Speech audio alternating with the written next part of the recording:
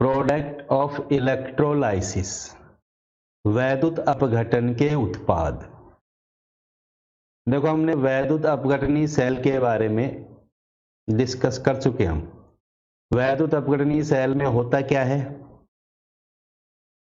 जब हम विद्युत धारा प्रोवाइड करते हैं तो एनोड पर भी और कैथोड पर भी कोई ना कोई पदार्थ मुक्त होता है, कोई ना कोई पदार्थ प्राप्त होता है। एनोड पर भी पदार्थ प्राप्त होता है और कैथोड पर भी, ऐसा ही होता है ना। देखो, जैसे ये वैद्युत अपघटनीय सेल है, इसमें एक एनोड है एक कैथोड है। एनोड पर पॉजिटिव चार्ज है, कैथोड पर नेगेटिव चार्ज है। पता है ये सबको, ये सारी बातें। ये सॉल्यूशन है किसी इलेक्ट्रोलाइट का, किसी वैद्युत अपघटनीय पदार्थ का। तो वैद्युत अपघटनीय पदार्थ के जो ऋणायन है वो तो आ जाते हैं कहां पर, एनोड पर, और जो धनायन है वो चले जाते हैं कहां पर, कैथोड पर। ठीक है। वैद्युत अपघटनीय सेल में ध्यान रखना, एनोड पर पॉजिटिव चार्ज होता है और कैथोड पर नेगेटिव चार्ज होता है। ठीक है। अब होता क्या है, यहां पर एनोड पर जो ऋणायन जाते हैं ना, उनका तो हो जाता है ऑक्सीकरण, और कैथोड पर जो धनायन जाते हैं उनका हो जाता है अपचयन, जिससे हमें एनोड पर भी और कैथोड पर भी पदार्थ प्राप्त होता है। ठीक है। अब एनोड और कैथोड पर कौन सा पदार्थ प्राप्त होगा, एनोड कैथोड पर जो उत्पाद प्राप्त होते हैं वो कौन से होंगे, यही आज का हमारा टॉपिक है। देखो, एनोड और कैथोड पर जो पदार्थ प्राप्त होता है वो डिपेंड करता है हमने कौन सा वैद्युत अपघटनीय पदार्थ सेल में भरा है। इस पर डिपेंड करता है वो इलेक्ट्रोलाइट पर। हम इलेक्ट्रोलाइट कौन सा ले रहे हैं, वैद्युत अपघटनीय पदार्थ कौन सा भर रहे हैं सेल के अंदर। जैसा वैद्युत अपघटनीय पदार्थ हम भरेंगे सेल में, हमें उत्पाद भी वैसा ही प्राप्त होगा, है कि नहीं। जैसे मान लीजिए हमने NaCl भरा है सेल में, NaCl अगर भर देंगे हम इसमें, तो NaCl का मतलब Na+ और Cl-। तो एनोड पर तो हमें क्या प्राप्त होगा, Cl- कहां जाएंगे, एनोड पर, तो एनोड पर क्लोरीन गैस प्राप्त हो जाएगी, कैथोड पर सोडियम धातु प्राप्त हो जाएगी। अगर हम KCl लेते हैं तो क्या होगा, K+ Cl-, तो K+ तो कहां पर जाएंगे, कैथोड पर। Cl- कहां पर जाएंगे, एनोड पर। इसका मतलब कैथोड पर तो कौन सी धातु प्राप्त होगी, पोटेशियम, और एनोड पर कौन सी धातु प्राप्त होगी, एनोड पर क्या प्राप्त हो जाएगी, क्लोरीन गैस। यानी अगर हम वैद्युत अपघटनीय पदार्थ बदल दें, वैद्युत अपघटनीय पदार्थ बदल देंगे, तो एनोड और कैथोड पर मुक्त होने वाले, एनोड कैथोड पर प्राप्त होने वाले उत्पाद भी तो बदल जाएंगे ना। तो इलेक्ट्रोलाइट कौन सा भरा हुआ है, वैद्युत अपघटनीय पदार्थ कौन सा भरा हुआ है सेल में, उस पर डिपेंड करता है एनोड कैथोड पर प्राप्त होने वाला पदार्थ। दूसरा डिपेंड करता है जो हमने वैद्युत अपघटनीय पदार्थ भरा है उसकी अवस्था कैसी है। वैद्युत अपघटनीय पदार्थ की अवस्था पर भी डिपेंड करता है, इसकी अवस्था कैसी है। वैद्युत अपघटनीय पदार्थ की अवस्था कैसी, अवस्था का मतलब वो गला हुआ है, गलित अवस्था में पिघला करके हम उसका यूज कर रहे हैं, या फिर उसका हम सॉल्यूशन काम में ले रहे हैं, जलीय विलयन काम में ले रहे हैं। कैसा ले रहे हैं, जैसे नमक को अपन दो तरह से वैद्युत अपघटन कर सकते हैं अपन NaCl का। एक तो NaCl ले सकते हैं गलित अवस्था में पिघला करके उसको, एक हम NaCl को जल में घोल करके उपयोग में ले सकते हैं, तो उसका जलीय विलयन कहलाता है। ठीक है। तो अवस्था पर भी डिपेंड करता है, अगर गलित अवस्था में लेंगे तो उत्पाद हमें अलग प्राप्त होगा, और जलीय विलयन लेंगे तो उत्पाद बदल जाएगा। ठीक है। अवस्था बदलने से भी उत्पाद बदल जाता है, ध्यान रखना। तीसरी बात, हम यहां जो इलेक्ट्रोड लगा रहे हैं सेल के अंदर, सेल में हम एक एनोड लगा रहे हैं, कैथोड। ये इलेक्ट्रोड कैसे हैं, अब इलेक्ट्रोड दो तरह के होते हैं। इलेक्ट्रोड कितने प्रकार के हैं, दो तरह के। इलेक्ट्रोड पर भी डिपेंड करता है हम प्राप्त होने वाला उत्पाद। एक तो होता है अक्रिय इलेक्ट्रोड, जो क्रिया में भाग नहीं लेता है। अक्रिय इलेक्ट्रोड जैसे प्लेटिनम का इलेक्ट्रोड अक्रिय इलेक्ट्रोड का काम करता है। और एक होते हैं क्रिया में भाग लेने वाले इलेक्ट्रोड, सामान्य इलेक्ट्रोड। सक्रिय इलेक्ट्रोड कह सकते हैं जिसको अपन। जो सक्रिय इलेक्ट्रोड होते हैं वो अभिक्रिया में भाग लेते हैं, ठीक है। अक्रिय इलेक्ट्रोड अभिक्रिया में भाग नहीं लेते हैं, सक्रिय इलेक्ट्रोड अभिक्रिया में भी भाग लेते हैं। अक्रिय इलेक्ट्रोड सामान्यतः अपन प्लेटिनम का इलेक्ट्रोड काम में लेते हैं अक्रिय इलेक्ट्रोड के रूप में। तो ये इलेक्ट्रोड अगर बदल जाते हैं तो भी उत्पाद बदल जाता है। इलेक्ट्रोड अक्रिय है या सक्रिय है, इस पर भी डिपेंड करती है पदार्थ की उत्पाद की प्रकृति, ठीक है। तो यहाँ एनोड और कैथोड पर कौन सा उत्पाद बनेगा वो किस पर डिपेंड करता है। सबसे पहले तो हमने उसमें इलेक्ट्रोलाइट कौन सा भरा हुआ है, वैद्युत अपघटन पदार्थ क्या भरा हुआ है। दूसरा डिपेंड करता है वैद्युत अपघटन पदार्थ की अवस्था कैसी, वो पिघली अवस्था में है या जल में उसका विलयन बनाया गया है। इलेक्ट्रोड पर भी डिपेंड करता है इलेक्ट्रोड कैसा है, इलेक्ट्रोड अक्रिय है या इलेक्ट्रोड सक्रिय है, ठीक है। इस पर भी डिपेंड करती है उत्पाद की प्रकृति, उत्पाद कौन सा है। इसके अलावा उत्पाद डिपेंड करता है किस पर, उसके इलेक्ट्रोड विभव पर। जैसे हमने कहा कि एनोड पर तो क्या होता है ऑक्सीकरण, और कैथोड पर कौन सी अभिक्रिया होगी, कैथोड पर क्या होगा अपचयन की अभिक्रिया होगी, पता है सबको। अब किसका ऑक्सीकरण होगा किसका अपचयन होगा। मान लीजिए अब हमें पता है कि एनोड की तरफ कौन जाता है जिस पर ऋणावेश होता है, कैथोड की तरफ कौन जाता है जिस पर धनावेश होता है, यानी एनोड पर जाते हैं ऋणायन, ठीक है, और कैथोड पर जाते हैं कौन धनायन। यही तो बात है, कैथोड की तरफ धनायन जाएंगे, एनोड की तरफ ऋणायन जाएंगे। देखा है ना अभी हमने, एनोड पर तो जाते हैं ऋणायन और कैथोड पर जाते हैं धनायन।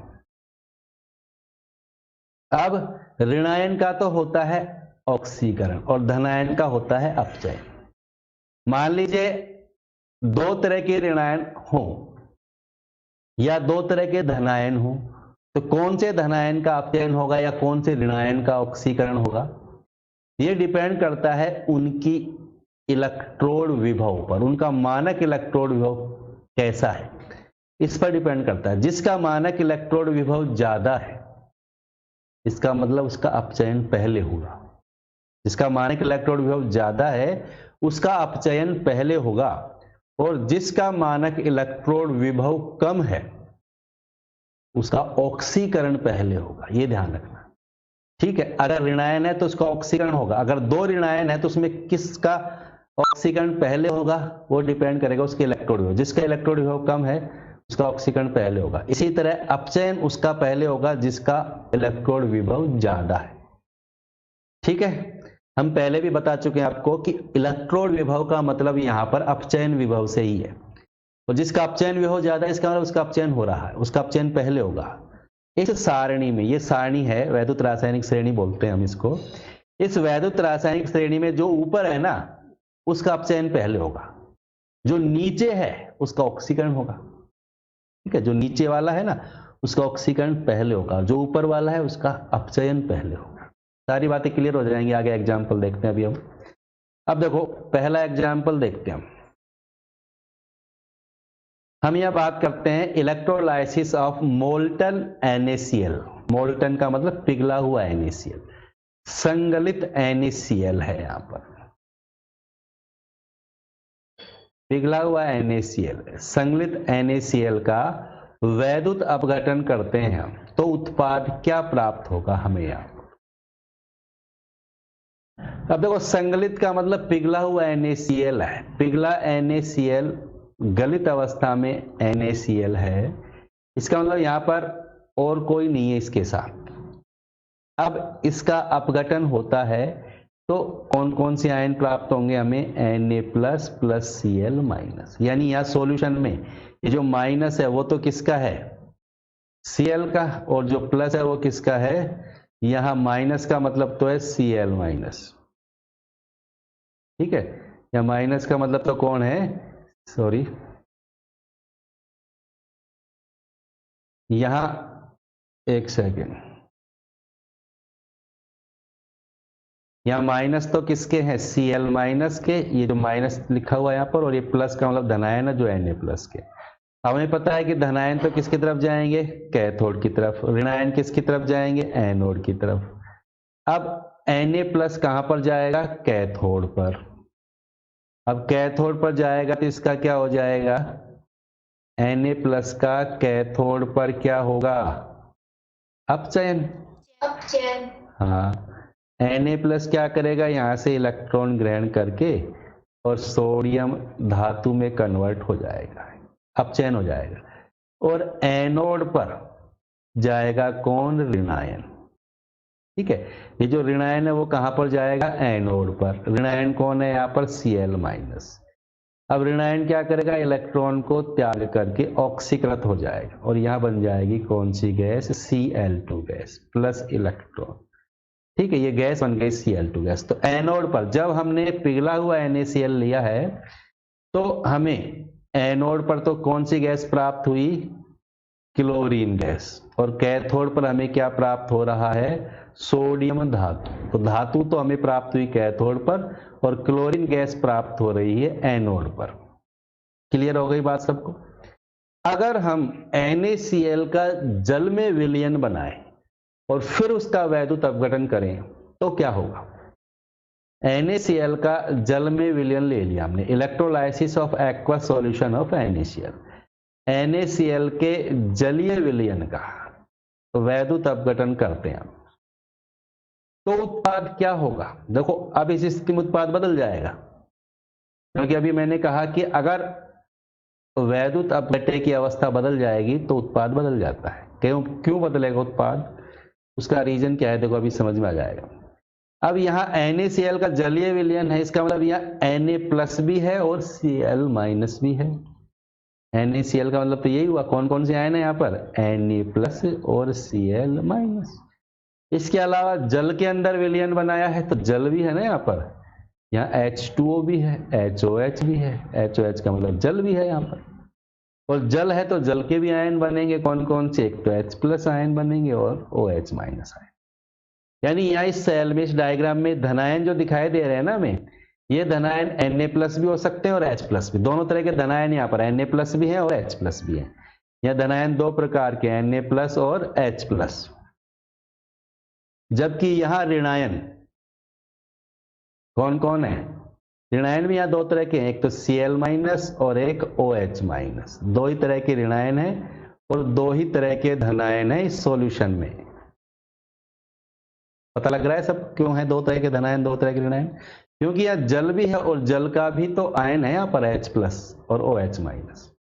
अब यहां किसका अपचयन होगा और किसका ऑक्सीकरण होगा? दो ही धनायन है, दो ही ऋणायन है, तो किसका अपचयन होगा और किसका ऑक्सीकरण होगा यह डिपेंड करेगा इनके इलेक्ट्रोड विभवों पर। जैसे कैथोड पर कौन जाएंगे? धनायन। अब धनायन Na+ भी कैथोड की तरफ जाएगा और H+ भी कैथोड की तरफ जाएगा, दोनों ही जाएंगे। ये H+ भी जाएगा और ये Na+ भी जाएगा कैथोड पर। लेकिन रिडक्शन किसका होगा? Na+ का होगा या H+ का रिडक्शन होगा? ये डिपेंड करेगा इसके इलेक्ट्रोड विभव पर। अगर हम सारणी में देखेंगे तो Na+ नीचे होता है सारणी में, H+ ऊपर होता है सारणी में। H+ ऊपर है सारणी में, इसका मतलब H+ का इलेक्ट्रोड विभव ज्यादा है। और H+ का इलेक्ट्रोड विभव ज्यादा है, इसका मतलब H+ का इलेक्ट्रोड विभव ज्यादा होने से इसका अपचयन Na+ से पहले होगा। समझ में आ गई बात? H+ का अपचयन Na+ से पहले होगा। क्यों? क्योंकि H+ का अपचयन विभव ज्यादा है Na+ की तुलना में। तो यहां H+ का अपचयन होगा और H+ का अपचयन होगा तो कौन सी गैस बन जाएगी? Hydrogen gas. तो यहां कैथोड पर हाइड्रोजन गैस प्राप्त होगी। जब तक इसमें H+ आयन है तब तक H+ का ही अपचयन होगा। जब H+ आयन खत्म हो जाएंगे तो फिर Na+ का अपचयन होगा। ठीक है, तो यहां कैथोड पर सोडियम धातु की जगह क्या प्राप्त हो रहा है? हाइड्रोजन गैस बनेगी। यहाँ Na+ का अपचयन नहीं होगा, यहाँ H+ का अपचयन होगा। उसका रीजन समझ में आ गया, क्योंकि H+ का अपचयन विभव Na+ से ज्यादा होता है। अब हम बात करते हैं एनोड पर। एनोड पर कौन जाएगा? अब देखो यहां पर ऋणायन भी तो दो हैं, Cl- भी है ऋणायन, OH- भी है ऋणायन। अब एनोड पर तो दोनों ही जाएंगे, लेकिन ऑक्सीकरण किसका होगा? ऑक्सीकरण होगा पहले किसका? Cl- का। Cl माइनस का ऑक्सीकरण होगा तो कौन सी गैस प्राप्त होगी हमें? Chlorine gas. क्लियर हो गई बात? तो ये ध्यान रखना। तो जब हमने NaCl का जलीय विलयन लिया तो हमें एनोड पर तो प्राप्त हुई क्लोरीन गैस और कैथोड पर प्राप्त हुई हाइड्रोजन गैस। एनोड पर क्लोरीन गैस प्राप्त हुई, कैथोड पर हाइड्रोजन गैस प्राप्त हुई। ये ध्यान रखेंगे। कब? जब हम NaCl का जलीय विलयन लेते हैं। दोनों बातें समझ में आ गई। जब हमने NaCl पिघला हुआ लिया तो कैथोड पर हमें सोडियम धातु प्राप्त हुई और एनोड पर क्लोरीन गैस। लेकिन जब हमने NaCl का जलीय विलयन लिया तो उत्पाद बदल गया। देखो, अब यहाँ कैथोड पर सोडियम धातु प्राप्त नहीं हो रही, हमें क्या प्राप्त हो रही है? हाइड्रोजन गैस प्राप्त हो रही है और एनोड पर क्लोरीन गैस प्राप्त हो रही है। ठीक है, तो देखो उत्पाद बदल गया। कब? जब वैद्युत अपघट्य की अवस्था बदल गई। ठीक है, अब नेक्स्ट देखें हम। जैसे नेक्स्ट एग्जांपल है electrolysis of molten AgNO3 with Ag electrode. यहाँ इलेक्ट्रोड का भी रोल होगा। देखो यहाँ हमने क्या किया, हमने अभी बताया था आपको कि दो तरह के इलेक्ट्रोड होते हैं, एक तो अक्रिय इलेक्ट्रोड होता है, एक सक्रिय इलेक्ट्रोड होता है। तो यहाँ पर सिल्वर का ही इलेक्ट्रोड है और सिल्वर इलेक्ट्रोड लेकर के हम सिल्वर नाइट्रेट के विलयन का वैद्युत अपघटन करते हैं। AgNO3 विलयन का, AgNO3 कौन सा है? पिघली अवस्था में, मोल्टन का मतलब पिघला हुआ है। यहाँ पर AgNO3 का वैद्युत अपघटन कर रहे हैं यहाँ पर हम। और ये वैद्युत अपघटन करने के लिए हमने इलेक्ट्रोड किसका लिया है? Ag का ही इलेक्ट्रोड लिया है यहाँ पर। ठीक है, तो ये जो डायग्राम दिया रखा है सेल के अंदर, इस सेल में हमने Ag का ही ले लिया इलेक्ट्रोड। इलेक्ट्रोड यहाँ Ag का ही बना हुआ है, ये ध्यान रखेंगे। और यहां हमने ले लिया AgCl का सॉल्यूशन। यहाँ सॉल्यूशन सॉरी AgNO3 का सॉल्यूशन, यहाँ AgNO3 का सॉल्यूशन है। इसका मतलब यहाँ NO3 तो माइनस है, ठीक है, और Ag प्लस है। यहाँ पर Ag प्लस है और NO3 माइनस है। ठीक, AgNO3 का जब अपघटन होगा तो यहां से हमें दो तरह के आयन प्राप्त होंगे, Ag प्लस और NO3 माइनस। अब कैथोड पर कौन जाएगा? तो यहां तो कोई दिक्कत आएगी नहीं। कैथोड पर कौन जाएगा? Ag plus. कैथोड पर तो धनायन ही जाएगा ना, Ag प्लस जाएगा कैथोड पर। और जब कैथोड पर Ag प्लस जाएगा, इसका मतलब कैथोड पर इसका रिडक्शन हो जाएगा, और इसका रिडक्शन हो जाएगा तो कौन सी धातु प्राप्त हो जाएगी? हमें सिल्वर धातु प्राप्त हो जाएगी, चांदी प्राप्त हो जाएगी। इसके कंपटीशन में कोई नहीं है। यहाँ केवल एक ही प्रकार का धनायन है Ag प्लस, एक ही प्रकार का है तो यही जाएगा कैथोड पर और इसी का ही रिडक्शन हो जाएगा, इसी का अपचयन हो जाएगा। अब देखो एनोड पर क्या होगा। यहां देखो सिल्वर का है इलेक्ट्रोड। मैं दोबारा बता देता हूं, ये जो इलेक्ट्रोड बने हुए हैं दोनों, ये इलेक्ट्रोड किसके बने हुए हैं? सिल्वर के। अब सिल्वर के हैं तो ये क्रिया में भाग लेंगे। तो एनोड पर वैसे तो NO3 माइनस जाता है एनोड पर, लेकिन ये NO3 माइनस क्या करता है? सिल्वर के इलेक्ट्रोड से, Ag के इलेक्ट्रोड से Ag प्लस आयनों को निकाल करके अपने अंदर घोल लेता है। ठीक है, यहां Ag देखो ये सिल्वर का है तो यहाँ Ag के परमाणु है बहुत सारे। ये Ag परमाणु इलेक्ट्रॉन त्याग करके Ag प्लस के रूप में सॉल्यूशन में आ जाएंगे। तो ये Ag के परमाणु Ag प्लस के रूप में आ जाते हैं और इलेक्ट्रॉन को त्याग देते हैं। अब ये Ag प्लस सॉल्यूशन के अंदर आ जाएगा, ठीक है, और AgNO3 वापस बन जाएगा। तो हो क्या रहा है यहाँ पर? यहां से Ag प्लस, कहां से? एनोड से। एनोड से Ag प्लस निकल रहे हैं और सॉल्यूशन में आ रहे हैं। यहां से Ag प्लस निकल करके सॉल्यूशन में आ रहे हैं और ये Ag प्लस फिर कहां जा रहे हैं? कैथोड पर जाकर के अपचयित हो रहे हैं। यानी एक तरह से क्या हो रहा है? एनोड से Ag आ रहा है और कैथोड पर जाकर के अपचयित हो रहा है। एनोड से निकल रहा है Ag और कैथोड पर जा रहा है। ठीक है, तो ये होता है जब हम सिल्वर का इलेक्ट्रोड लेते हैं और पिघला हुआ AgNO3 लेते हैं। पिघला हुआ AgNO3 लेते हैं और सिल्वर का इलेक्ट्रोड लेते हैं, तब ऐसा होता है। ठीक है, समझ में आ गई बात? सिल्वर का क्या है यहाँ पर? इलेक्ट्रोड। दोबारा समझ लेंगे, यहाँ इलेक्ट्रोड का भी रोल है। यहाँ पर इलेक्ट्रोड, चांदी का इलेक्ट्रोड बनाया हुआ है और सिल्वर नाइट्रेट का विलयन भरा हुआ है। ठीक है, सिल्वर नाइट्रेट में 2 आयन प्राप्त हुए, हमें Ag plus NO3 minus, Ag plus का कैथोड पर अपचयन हो गया। अब एनोड पर जाएगा NO3 माइनस। NO3 माइनस क्या करता है, सिल्वर के इलेक्ट्रोड से Ag प्लस आयनों को अपने अंदर घोल लेता है। यहाँ सिल्वर का इलेक्ट्रोड है, यहाँ Ag के परमाणु है, ये Ag के परमाणु इलेक्ट्रॉन त्याग करके Ag प्लस में बदल जाएंगे और ये Ag प्लस आ जाएगा विलयन के अंदर। ठीक है, क्लियर हो गई बात। तो ये होता है एनोड पर, यानी एनोड पर तो यहाँ Ag प्लस आयन और कैथोड पर यहाँ सिल्वर धातु हमें प्राप्त होती है। क्लियर हो गई बात। अब नेक्स्ट, यह एक्वस सॉल्यूशन ले लिया हमने, किसका, सिल्वर नाइट्रेट का। सिल्वर नाइट्रेट का जल में विलयन ले लिया और उसका हम करवा रहे हैं क्या, वैद्युत अपघटन। लेकिन यह इलेक्ट्रोड बदल दिया है। देखो इलेक्ट्रोड किसका, यहां पर प्लेटिनम का। प्लेटिनम का तो ले लिया हमने इलेक्ट्रोड और सिल्वर नाइट्रेट का ले लिया जलीय विलयन। AgNO3 का क्या है यहां पर, जलीय विलयन। ठीक है, और प्लेटिनम क्या है यहां पर, इलेक्ट्रोड। ये ध्यान रखना, सिल्वर नाइट्रेट का जलीय विलयन है और प्लेटिनम का इलेक्ट्रोड है। यहां इसका हम वैद्युत अपघटन करेंगे तो क्या होगा, प्लेटिनम इलेक्ट्रोड का मतलब कैसा इलेक्ट्रोड है, ये अक्रिय इलेक्ट्रोड। मैंने बताया था अक्रिय इलेक्ट्रोड है, प्लेटिनम के इलेक्ट्रोड का यूज अक्रिय इलेक्ट्रोड के रूप में करते हैं। और अक्रिय इलेक्ट्रोड का मतलब ये क्रिया में भाग नहीं लेगा। ठीक है, इलेक्ट्रोड का यहां केमिकल रिएक्शन में कोई रोल नहीं होगा।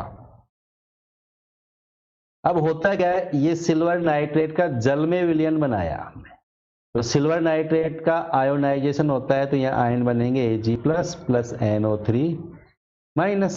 अब जल में सॉल्यूशन है तो जल का भी आयोनाइजेशन होगा, HOH का भी आयोनाइजेशन होगा, तो यहाँ पर H plus plus OH minus.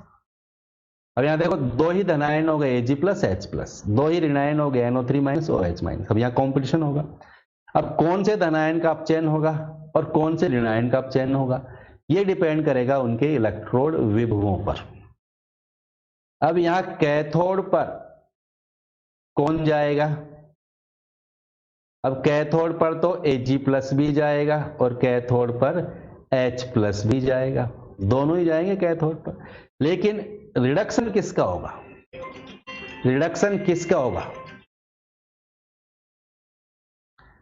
ठीक है, कैथोड पर दोनों ही जाएंगे लेकिन रिडक्शन किसका होगा, यही तो सोचने वाली बात है यहां पर। अब देखो रिडक्शन किसका होगा, Ag प्लस का अपचयन विभव H प्लस से ज्यादा होता है। H प्लस और Ag प्लस को हम देखेंगे इस सारणी में, देखेंगे हम वैद्युत रासायनिक श्रेणी में, देखोगे ना आप, तो Ag प्लस ऊपर है इस सारणी में, H प्लस से ऊपर होता है Ag, तो यानी Ag प्लस का क्या होगा यहां पर, अपचयन। Ag प्लस का क्या होगा यहां पर, अपचयन। ठीक है, और कैथोड पर प्राप्त हो जाएगी हमें सिल्वर धातु। एनोड पर क्या होगा, अब देखो एनोड पर NO3 माइनस भी जाएगा, एनोड पर OH माइनस भी जाएगा, दोनों ही जाएंगे ना वहां पर। तो यहां पर NO3 माइनस भी आएगा, यहां पर OH माइनस भी आएगा, लेकिन ऑक्सीकरण किसका होगा इन दोनों, अगर इन दोनों को देखेंगे हम तो OH माइनस का ऑक्सीकरण विभव ज्यादा होता है। यह हम कह सकते हैं OH माइनस इस सारणी में NO3 माइनस से नीचे होता है, इसका अपचयन विभव कम होता है, अपचयन विभव कम है इसका, यानी ऑक्सीकरण विभव ज्यादा है इसका, तो OH माइनस का ऑक्सीकरण हो जाएगा। जिसका अपचयन विभव कम है ना उसका ऑक्सीकरण होगा, तो NO3 माइनस और OH माइनस में OH माइनस का अपचयन विभव कम होता है। ठीक है, तो OH माइनस इलेक्ट्रॉन त्याग करके बदल जाएगा OH प्लस इलेक्ट्रॉन। अब ये OH जो है ये बदल जाएंगे किसमें, 2H2O प्लस O2। इस तरह ऑक्सीजन गैस बनेगी कहां पर, एनोड पर। तो एनोड पर कौन सी गैस प्राप्त होगी हमें, O2 गैस प्राप्त होगी, ऑक्सीजन गैस प्राप्त होगी।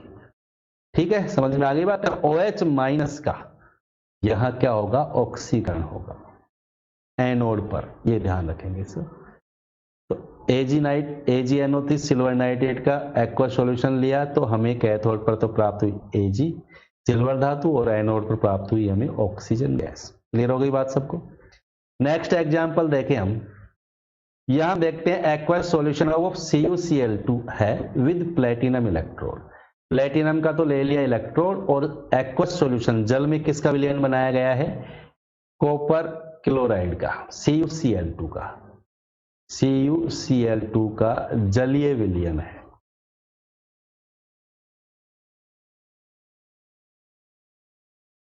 और इलेक्ट्रोड किसका है, प्लेटिनम का। प्लेटिनम का इलेक्ट्रोड का मतलब ये एक्रिय इलेक्ट्रोड है, ये शून्य इलेक्ट्रोड भी कह सकते हैं। अपना एक्रिय इलेक्ट्रोड को शून्य इलेक्ट्रोड भी कहा जाता है। अब यहां क्या होता है, देखो CuCl2 है, एक्वस सॉल्यूशन है, तो यहाँ CuCl2 का आयोनाइजेशन होगा तो कौन से आयन बनेंगे, Cu+2 प्लस 2Cl-। इसके अलावा एक्वस सॉल्यूशन है तो जल का भी HOH का भी आयोनाइजेशन होगा, H+ प्लस OH-। तो यहाँ जो ऋणायन है इस सेल के अंदर वो तो है Cl- और OH- के, और यहाँ जो धनायन है वो है Cu+2 और H+ के। अब कैथोड पर कौन जाएगा, कैथोड पर तो दोनों ही जाएंगे, Cu+2 भी जाएगा कैथोड पर और H+ भी जाएगा।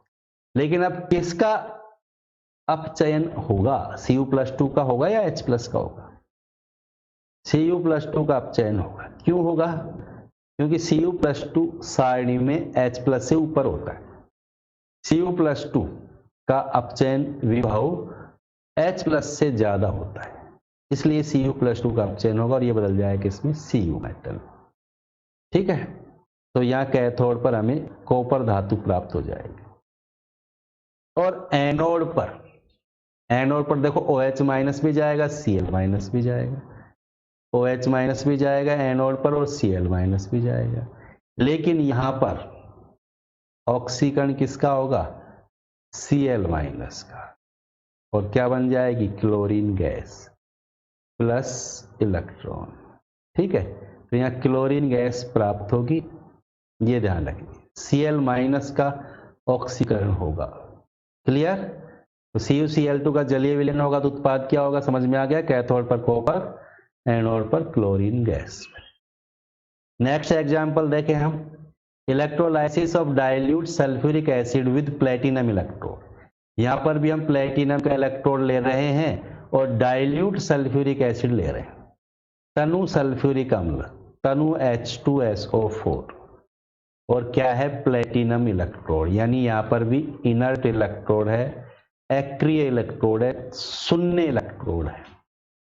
सल्फ्यूरिक एसिड का जब इलेक्ट्रोलाइसिस करेंगे, वैद्युत अपघटन करेंगे, तो सल्फ्यूरिक एसिड का भी तो आयोनाइजेशन होगा ना, किस में होगा, H+ और SO4-2। अब ये डाइल्यूट सल्फ्यूरिक एसिड है, तनु H2SO4 है, तनु का मतलब इसमें क्या मिला हुआ है, पानी। तनु तो तभी होगा ना जब पानी मिला देंगे, सल्फ्यूरिक एसिड में पानी मिलाएंगे तो तनु हो जाता है, यानी तनु से हम तुरंत समझ जाएंगे इसमें पानी मिलाया हुआ, और पानी है तो फिर पानी का भी तो आयोनाइजेशन हो जाएगा H+ प्लस OH- में। अब यहां पर देखो धनायन भी दो तरह के हो गए, धनायन तो एक ही H+ ही हो गया, जल से भी H+ ही प्राप्त हो रहा है। यहाँ ऋणायन यहाँ दो तरह के हो गए, SO4-2 OH-। अब कैथोड पर तो जाएगा कौन, कैथोड पर कौन जाएगा, H+, ही है यहाँ पर, ये इलेक्ट्रॉन को ग्रहण करके अपचयित हो जाएगा हाइड्रोजन गैस में, तो यहाँ कैथोड पर हाइड्रोजन गैस प्राप्त होगी। एनोड पर क्या होगा, एनोड पर कौन जाएगा, SO4-2 भी, OH- भी, दोनों जाने को तो दोनों ही जाएंगे, SO4-2 भी जाएगा, OH-। लेकिन डिस्चार्ज कौन होगा, कौन पहले ऑक्सीकृत होगा, OH- या SO4-2। तो यह किसका ऑक्सीकरण होगा, OH- का होगा। किसका ऑक्सीकरण होगा, OH- का ऑक्सीकरण होगा। क्यों होगा, क्योंकि OH- का अपचयन विभव इससे कम होता है, या हम कह सकते हैं ऑक्सीकरण विभव ज्यादा होता है OH- का। तो ये बदल जाए किसमें, 2H2O प्लस O2, यानी ऑक्सीजन गैस प्राप्त होगी एनोड पर।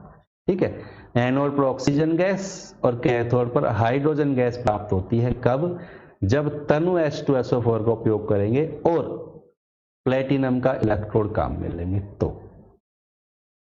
अगर हम कंसंट्रेट सल्फ्यूरिक एसिड का उपयोग करें, अब यहां कंसंट्रेट ले लिया हमने, कंसंट्रेट सल्फ्यूरिक एसिड है, प्लेटिनम इलेक्ट्रोड है।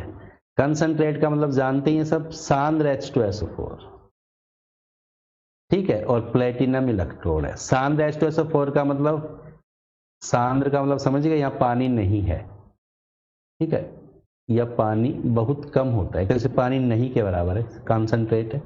तो कंसंट्रेट है तो इसका आयोनाइजेशन होगा 2H plus plus SO4 minus 2, ठीक है।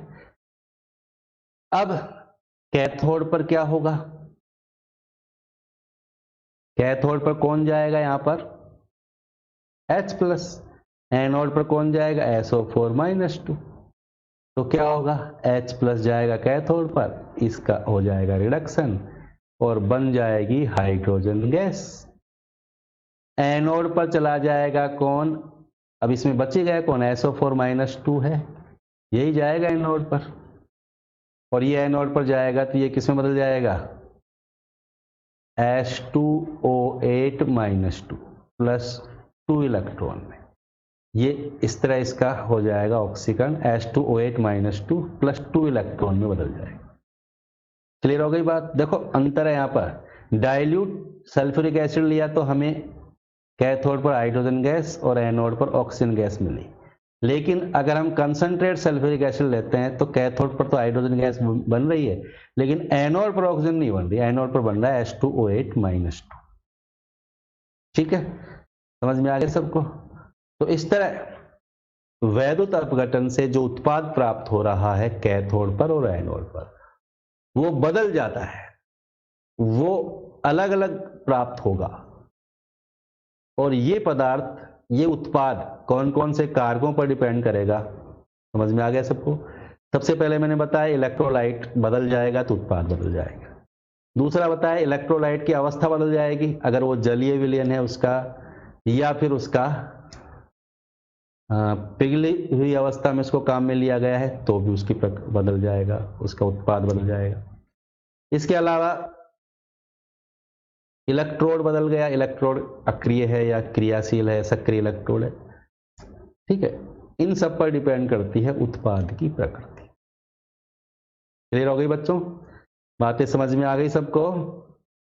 ठीक है, तो ये अपना चैप्टर फिनिश हो गया, खत्म हो गया चैप्टर। इस चैप्टर के सभी टॉपिक क्लियर हो गए, और ये जो टॉपिक पढ़ाया हमने बिल्कुल सरल टॉपिक था, ये मैंने बहुत सारे एग्जाम्पल भी तुमको करके बता दिए हैं, और इसमें फिर भी कोई दिक्कत है किसी को तो पूछ सकते हैं।